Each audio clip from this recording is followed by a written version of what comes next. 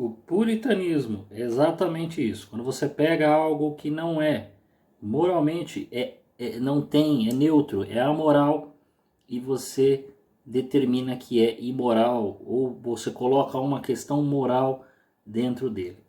Nós precisamos explicar melhor isso, e nós vamos explicar isso agora. Oh, come, let us adore him. Oh, come, let us adore him. Oh, come, let us adore him, Christ the Lord. Olá, caríssimos irmãos, eu sou o Leandro Cajado e você está no canal AIC, Ascese e Catequese. Pois bem, nós temos aí um tema grande pela frente. Vou pedir para você já dar o like, se inscrever, compartilhar esse vídeo e vamos em frente. Porque quando falamos de puritanismo, o puritanismo na verdade é uma doutrina protestante, né? Se você pegar todo o contexto histórico, você vai ver puritanismo, quáquers e tudo mais. Não é esse contexto que nós vamos. É que isto se infiltrou dentro da igreja, então a gente precisa denunciar. Às vezes a gente está fazendo isso e nem sabe. E eu vou poder falar para vocês porque eu já fiz isso. Eu já agi desta maneira, né? Que é você pegar uma coisa, como nós falamos no vídeo passado, e você tornar pecado a coisa e não o ato com a coisa. Quer dizer, né, a mulher se maquiar é algo que não é nem ruim nem bom, pode ser ruim. Qual é a intenção do ato? Qual é a intenção da mulher? Né? Então, às vezes eu vejo, tem umas denominações aí não católicas, mas eu já vi isso dentro da igreja. De moças, né, começarem a largar, assim, de se cuidar, porque disseram que não, isso é vaidade, isso é um pecado, não faça isso.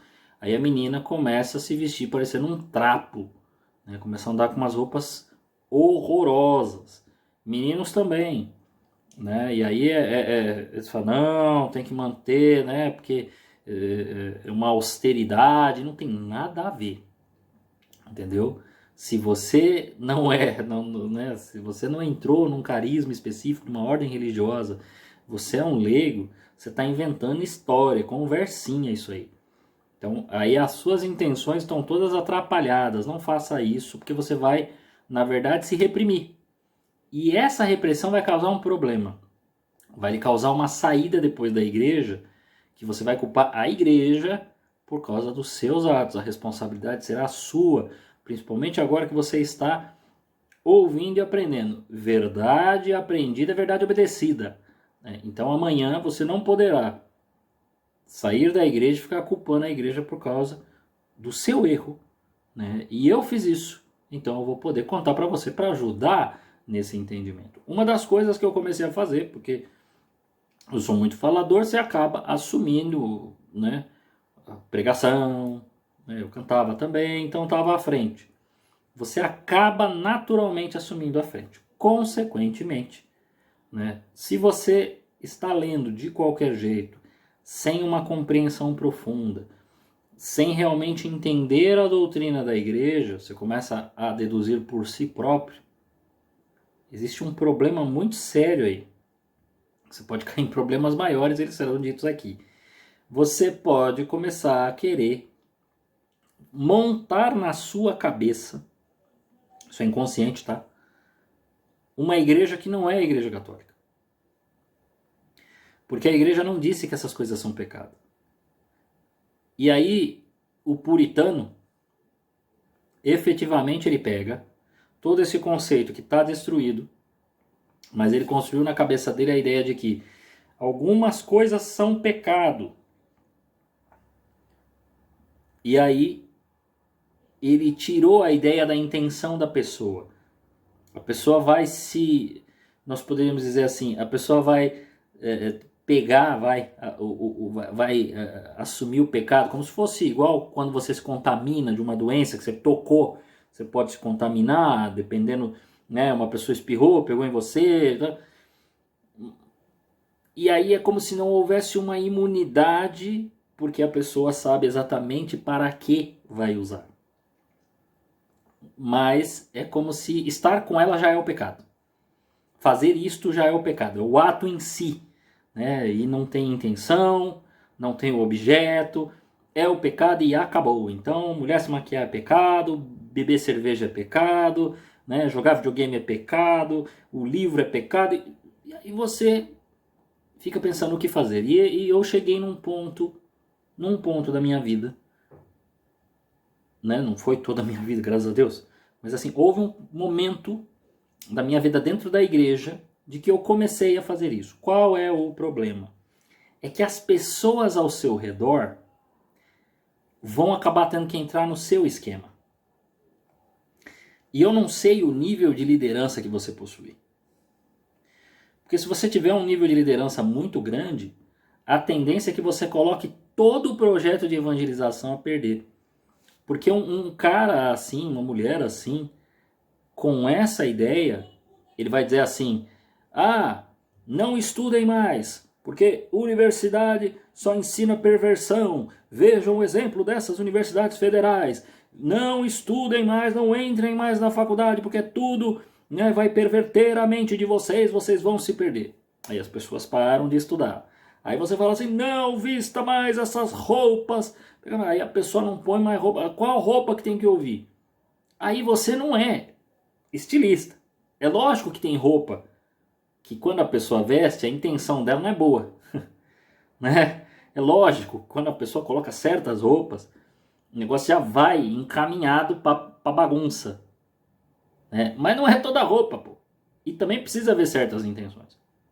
A gente costuma brincar assim: você não vai de terno para praia e não vai de sunga para igreja. Né? Você não vai de bermuda para igreja, né? Para missa. Você vai de bermuda para missa, tá louco? Não tem porquê ir de bermuda para missa. Você não vai, quer ver? Fica fácil. Você não vai ver uma autoridade, né? Você precisa, sei lá, você tem uma reunião com o presidente da sua empresa. Você não vai de bermuda. Então você não vai de bermuda para missa. Só pensar: rei dos reis, né? Um presidente de empresa. Rei dos reis, um presidente de empresa. Você vê a proporção. Você fala: não, preciso ir com uma roupinha melhor para ir para missa, né? Isso é por dedução, você já mata que não é para ir de bermuda para missa. Qualquer um consegue entender. Mas, né, o pecado não vai estar na bermuda, mas vai estar na intenção do coração. Veja bem. Entendeu? E aí, o grande problema é que o pessoal não instrui. Mas o ponto é o seguinte: vamos voltar, ao invés da explicação litúrgica, vamos voltar para o puritano. Um puritano colocaria um cara que veio de bermuda e, ao invés de explicar-lhe, induziria a ele que o pecado é a bermuda. E que toda vez que ele usa essa bermuda, ele está num pecado grave. Não, não está. Entendeu? O pecado que ele comete ao ir de bermuda é indolência. Ele não faz um verdadeiro ato de adoração porque ele está colocando uma bermuda pelo prazer dele. Né? E ele não tem nenhum temor a Deus. Então ele vai para o ato litúrgico de qualquer jeito. Então tem um relaxado e você tem um relaxo, você tem um rigor. Né? Um rigorista e um relaxado. Não pode ter nenhum nem outro. Mas falando do rigorista, né, que também utiliza esse termo, este cara criou já o mundo eclesial na cabeça dele. Esse relaxadão começa a participar junto com esse cara aqui. Ele vai ser engolido. Amanhã esse cara não usa bermuda, mas nem para ir para a praia.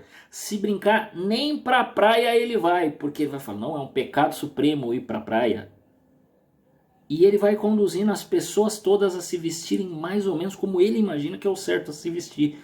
As pessoas vão assistir os filmes, livros, vão ter as atitudes, todo mundo vai seguir mais ou menos ele.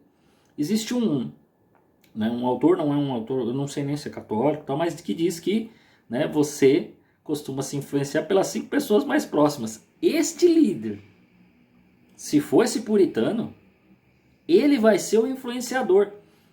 E mais, ele vai criar entre as pessoas um estado policial. O que é isso? Ele vai fazer com que uma pessoa olhe a outra e diga exatamente como elas têm que fazer.